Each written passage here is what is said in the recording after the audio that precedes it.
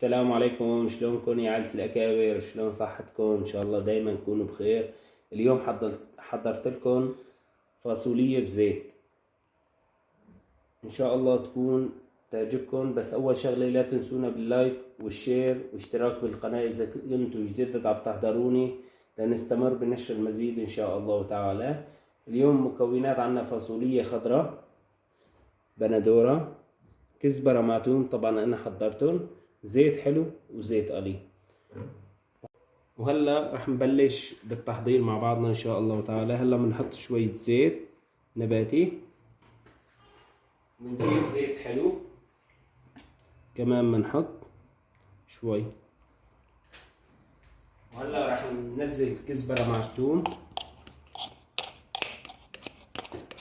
هلا انتو عندكم ببلدكم ايش بتسموها هاي الاكلة؟ بتمنى تكتبوا لي بالكومنتات شو اسم هالاكلة عندكم.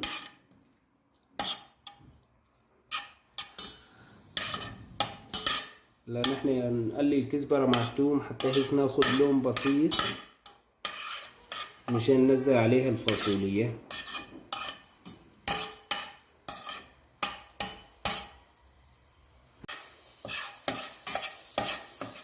هلا مثل ما انتم شايفين هلا بلشت تاخد معي لون بسيط.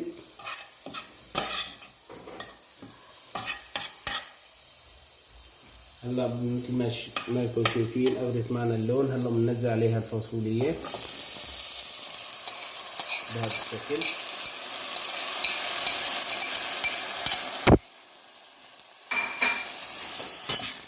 نخلط منيح.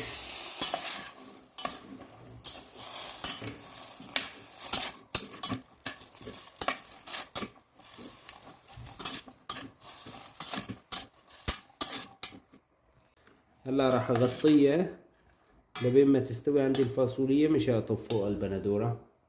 هلا يا عيد الاكابر مثل ما انتم شايفين اللون تغير معي، بس نسيت اقولكم اني حطيت مقدار كاسة شاي، حطيت من المي مقدار كاسة شاي. هلا بدي انزل البندورة مثل ما انتم شايفين فوقها، قطعتها وجاهزة البندورة.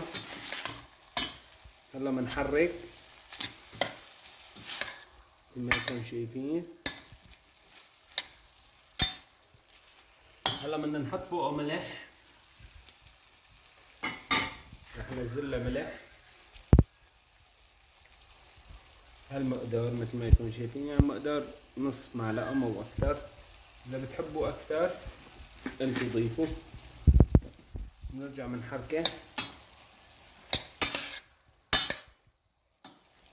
يا سلام روايح بتشهي. هلا بنعيفها هيك بعد ما حركناها، رح نعيفها ونرجع نغطيها لبين ما تستوي معنا البندورة بشكل كامل، وبنفرجيكم طريقة التقديم. هلا يا عيلة الأكابر الفاصولية بزيت صارت جاهزة معنا 100%، ومثل ما يكون شايفين بشكل كامل مستوية. بتمنى يكون طبقي يعجبكم. لا تنسوا أول شغلة تدعمونا بلايك واشتراك بالقناة وتشير الفيديو ونورتوا القناة. والسلام عليكم.